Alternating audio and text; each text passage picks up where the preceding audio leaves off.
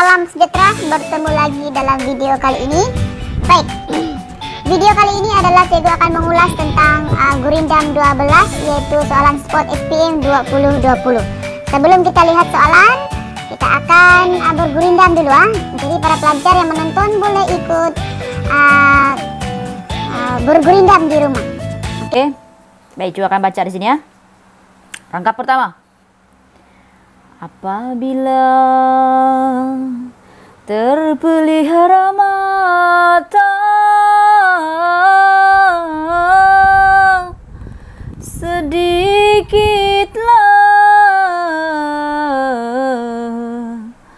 cita-cita.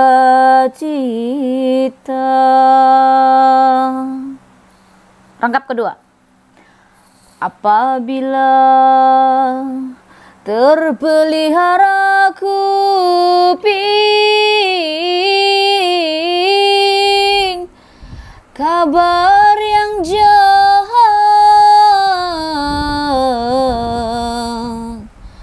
tiadalah damping. Rangkap ketiga. Apabila terpelihara lidah nescaya dapat daripadanya faedah. Rangkap keempat. Bersungguh-sungguh engkau memeliharakan tangan daripada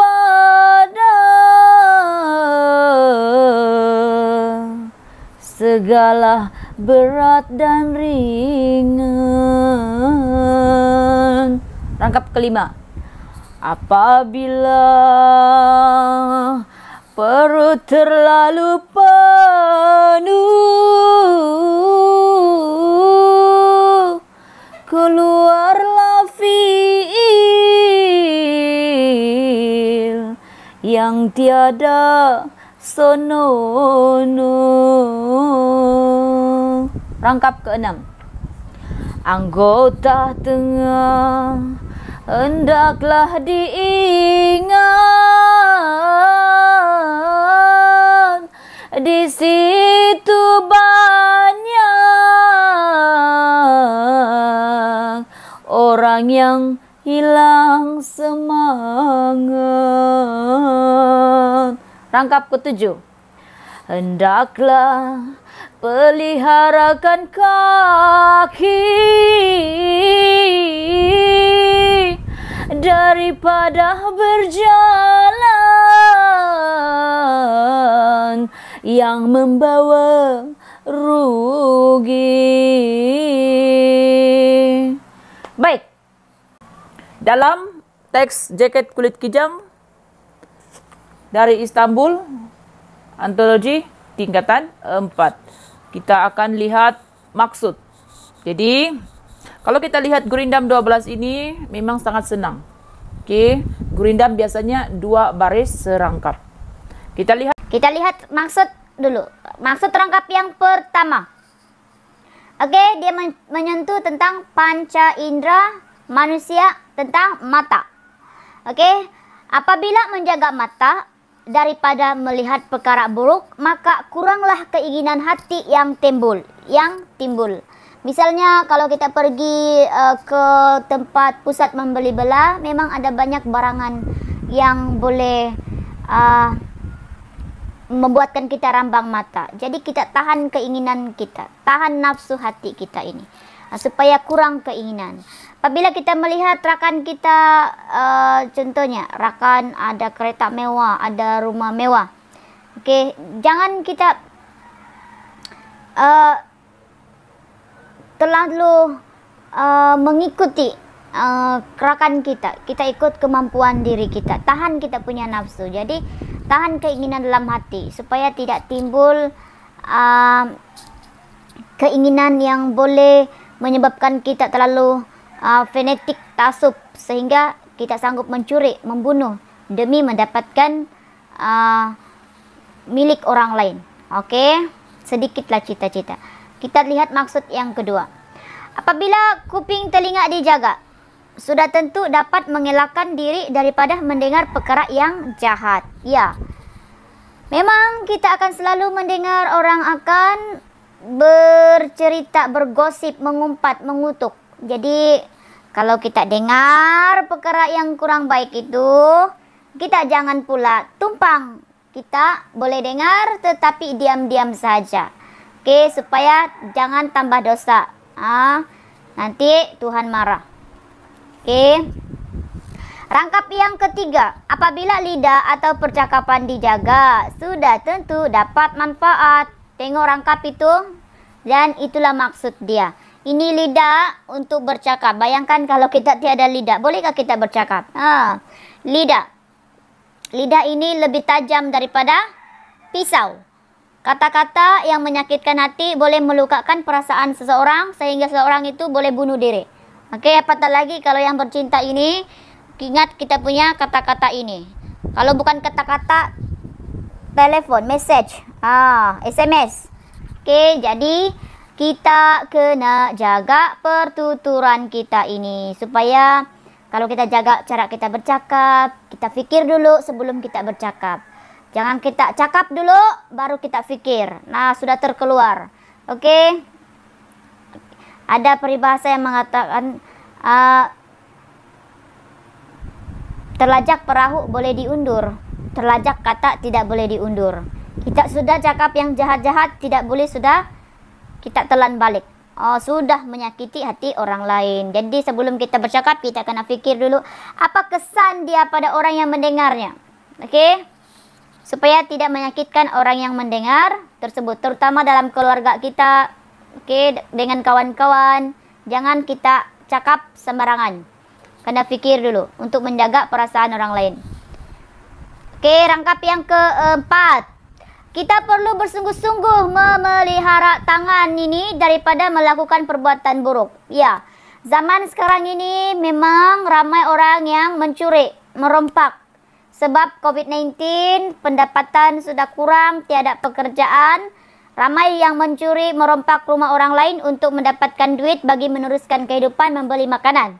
Oke, jadi ini peringatan kepada kita semua bahawa kita kena jaga tangan ini. Kalau boleh, tangan inilah yang akan berusaha, menulis, berkebun, apalagi melakukan perbuatan-perbuatan. Ini tangan untuk bekerja, menyarah kehidupan kita ini. Ini tangan. Tanpa tangan ini kita tidak boleh, kita tak mampu buat apa-apa. Kecuali tiada tangan, boleh juga guna kaki untuk ada orang yang OKU, dia menggunakan kaki untuk menulis. Tapi memang susah. Tetapi ada ramai juga orang OKU yang berjaya menulis, menjahit, ada banyak. Oke, jadi pentingnya ini tangan, kita kena hargai pemberian Tuhan. Tangan perlu dijaga, semua perbuatan Tuhan nampak. Oke, kita seterusnya rangkap yang kelima. Apabila makan terlalu kenyang, keluarlah sikap yang tidak sopan seperti sendawa dan mengantuk. Coba kamu makan terlampau kenyang, sudah tentunya kamu keluar angin. Begitu. Dan kadang-kadang lepas tu kita akan mengantuk. Dan akhirnya tidur. Itulah maksud dia, keluarlah keluarlah sikap yang tidak senonoh. Rangkap keenam, menjaga hati dan perasaan agar tidak cepat hilang semangat. Ya, ramai orang yang cepat sensitif. Lepas itu mudah terasa, mudah merajuk sampai hilang semangat. Jadi hati ini kena jaga. Oke, bagaimana jaga hati? Kena berdoa banyak-banyak kepada Tuhan supaya hati ini sentiasa suci, murni, sentiasa baik, berprasangka baik terhadap orang lain. Oke, ini hati ya. Hati melambangkan kepribadian seseorang. Kalau hati kita jahat, maka perbuatan kita juga jahat. Tetapi kalau hati kita baik, perbuatan kita juga baik. Oke. Seterusnya rangkap yang terakhir, kita hendaklah menjaga kaki daripada pergi ke tempat-tempat yang tidak berfaedah. Yang ini kena jaga kaki. Oke, janganlah pergi ke tempat-tempat yang tidak baik seperti tempat melepak, pergi ke pusat minum arak, kedai minum arak contohnya, pergi ke tempat-tempat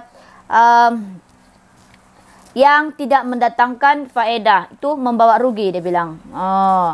Jadi ada 7 panca indera yang diberi di sini. Pertama mata, kedua telinga, ketiga lidah, keempat tangan, kelima perut, keenam hati, ketujuh kaki. Jadi keseluruhannya berdasarkan gurindam ini kita lihat tema dia. Tema di sini kata kunci dia nasihat. Semua rangkap ini memberi nasihat kepada kita kepada para pelajar yang membaca ini gurindama, sebab kamu yang baca ini jadi memberi nasihat kepada para pelajar. Okey, supaya sentiasa menjaga mata, menjaga telinga, menjaga lidah, menjaga tangan, menjaga perut, menjaga hati, menjaga kaki. Okey, daripada melihat ataupun daripada melakukan perkara yang tidak baik, yang buruk, yang tidak berfaedah kepada diri sendiri. Boleh? Okey, itu maksud sudah, tema pun sudah. Baik, kita lihat pula persoalan. Bagaimana kita mengesan persoalan di dalam gurindam ini? Okey, cikgu ambil kata kunci dia persoalan pentingnya. Sebelum ini kita ambil, boleh juga kita ambil nilai.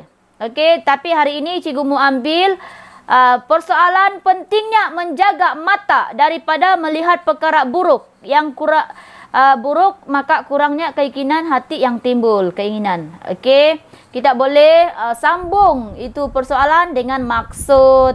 Baik, persoalan kedua daripada rangkap 2. Persoalan pentingnya menjaga kuping telinga. Okey, bagi mengelakkan diri daripada mendengar perkara yang jahat. Okey, persoalan daripada rangkap 3. Persoalan pentingnya menjaga lidah daripada menuturkan perkataan yang kurang bermanfaat. Boleh? Okey, persoalan rangkap ke-5.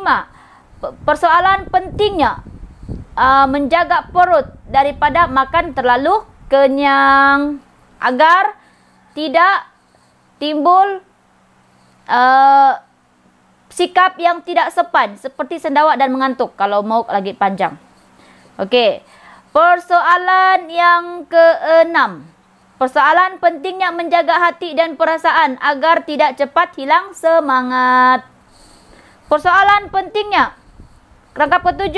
Pentingnya menjaga kaki daripada pergi ke tempat-tempat yang tidak berfaedah.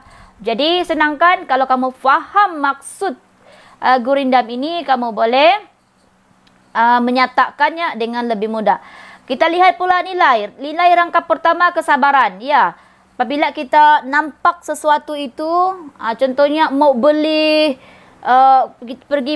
pergi membeli bela di pasar raya, rambang mata banyak barang-barang yang cantik, kita mau membeli semua. Tetapi itu bagi orang yang tidak sabar. Tapi bagi orang yang sabar, nanti dulu belum cukup duit. Jadi sudah tentunya rangkap pertama ini melambangkan nilai kesabaran. Okey. Yang kedua, nilai kejujuran. Tuh kita, kalau kita guna telinga ini, kita dengar apa yang diperkatakan, kita jujurlah. Jujur bercakap, jujur dengan berita. Kejujuran mendengar sesuatu kabar. Okey, ada orang sekarang ini pandai-pandai bercerita kan, dia tidak jujur. Okey, sehingga menimbulkan fitnah. Fitnah memfitnah. Jadi pastikan kabar berita itu mestilah jujur, benar. Okey. Kalau tidak benar, jangan kita sambung cerita, nanti menimbulkan fitnah. Rangkap ketiga, nilai kesopanan. Kenapa? Sebab lidah. Kita perlu bertutur dengan sopan. Jangan bertutur terlampau kasar bahasa ataupun perkataan tu terlampau kuat. Kita mesti bercakap dengan sopan supaya orang yang mendengar itu juga rasa selesa mendengar, berkomunikasi, bercakap dengan kita. Okey, rangkap yang keempat, kerajinan. Sebab tangan ini melakukan kerja-kerja kita. Jadi kita rajin melakukan perbuatan yang membawa manfaat kepada kita. Jangan pula guna tangan ini untuk menumbuk, memfitnah, membunuh ataupun merompak, membunuh orang lain. Itu tidak bagus. Okey, rangkap yang keenam, nilai dia kesederhanaan. Maksudnya kalau kita makan jangan terlampau kenyang, kita mesti bersederhana. Rangkap yang keenam, baik hati. Hati ini kena jaga. Okey, jaga betul-betul ini hati. Itu baik hati. Okey, supaya kita tidak menjadi orang yang busuk hati. Itu boleh menjadikan hidup kita sengsara juga. Okey, dan nilai yang terakhir adalah nilai kerasionalan, iaitu sebelum kita pergi ke suatu tempat, kita mesti fikir dulu tempat yang dituju itu memberi faedah pada kita atau tidak, memberi kebaikan pada diri saya ataupun tidak. Kalau tidak, jangan pergi. Contohnya kawan ajak-ajak pergi melepak sana di kedai ICT, kedai komputer untuk main game. Berfaedahkah? Tidak berfaedah. Jangan pergi. Kawan-kawan ajak pergi ke tempat lain. Contohnya pergi minum arak, pergi minum alkohol, ataupun pergi bertemu janji dengan kekasih. Itu tidak bagus ya pelajar. Okey, jadi dengan menggunakan satu gambar ini, para pelajar boleh mengulang kaji. Jadi kita lihat pula soalan dia. Okey, soalan 2D ini, soalan pertama. Nyatakan maksud rangkap kelima dalam gurindam di atas. Wah, okey. Jadi para pelajar, masa kamu menjawab, kamu tulislah rangkap R1, rangkap 1. Mesti itu rangkap 1, rangkap 2, rangkap 3, rangkap 4, sampailah rangkap yang seterusnya.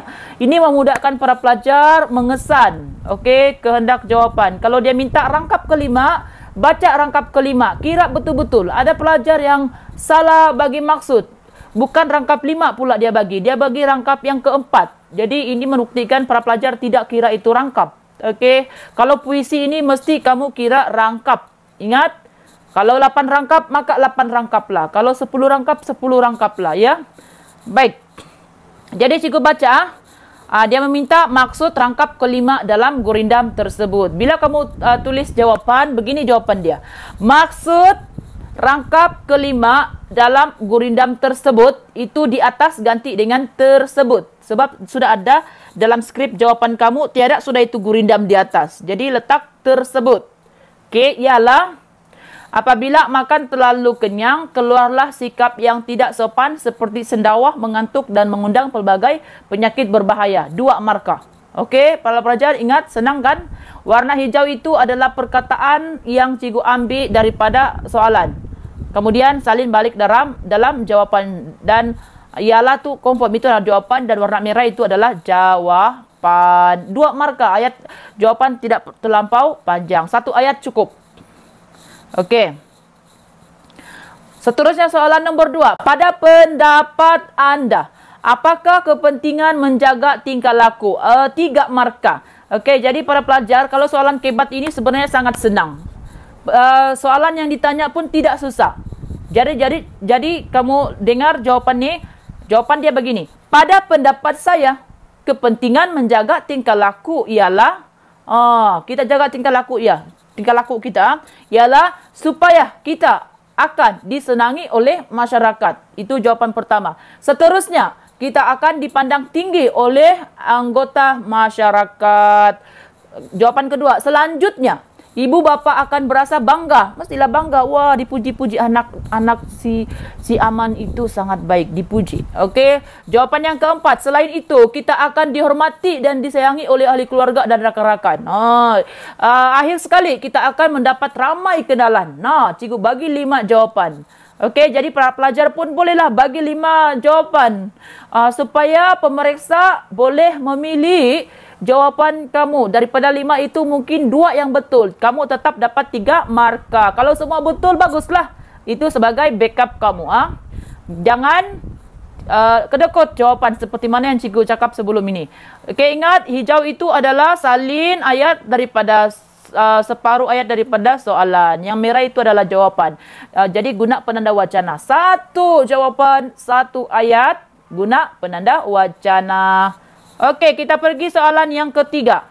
Berdasarkan gurindam di atas, huraikan dua nilai yang dapat diamalkan oleh pelajar pada hari ini 4 markah. Tengok soalan nomor 3 ini wajib adalah soalan Komsas. Sebelum ini cikgu sudah terangkan dalam video, cikgu boleh saksikan dalam sini, kamu boleh tonton teknik kata kunci menjawab soalan Komsas. Oke, lihat dalam gambar ini ya. Jadi dia mau berapa? 2 nilai. Oke. Jadi ada banyak nilai yang sudah cikgu jelaskan sebelum ini ya, bermula dengan huruf K. Oke, ada banyak huruf K. Nilai yang bermula dengan huruf K. Huruf K. Jadi cikgu punya jawaban berdasarkan gurindam tersebut. Bukan lagi gurindam di atas sebab dalam skrip jawaban kamu tiada sudah itu gurindam. Hanya jawaban. Berdasarkan gurindam tersebut, 2 nilai yang dapat diamalkan oleh pelajar hari ini. Ialah nilai kesabaran. Oke, misalnya dalam rangkap pertama menunjukkan apabila menjaga mata daripada melihat perkara buruk, maka kurang keinginan hati yang timbul kerana pentingnya ada kesabaran dalam hati, seperti mana cikgu jelaskan dalam maksud. Oke.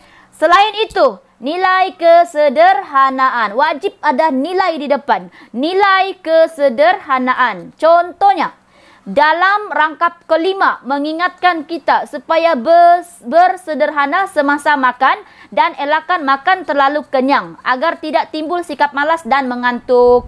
Baik, 2 nilai ini dua-dua betul. Jadi 4 markah. Keseluruhannya dapatlah 9 markah untuk soalan 2D ini. Bagaimana? Senang atau tidak?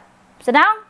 Oke, kalau senang kamu boleh tonton video ini supaya Anda betul-betul dapat skor 9 markah dalam soalan pemahaman Komsas 2D. Baik, untuk hari ini itu sahaja. Cikgu akan kongsikan lagi video-video yang bermanfaat bagi persiapan Anda mengulang kaji subjek Bahasa Melayu kertas 2, SPM dan Bahasa Melayu kertas 1 nanti. Oke, kita berjumpa lagi di video akan datang.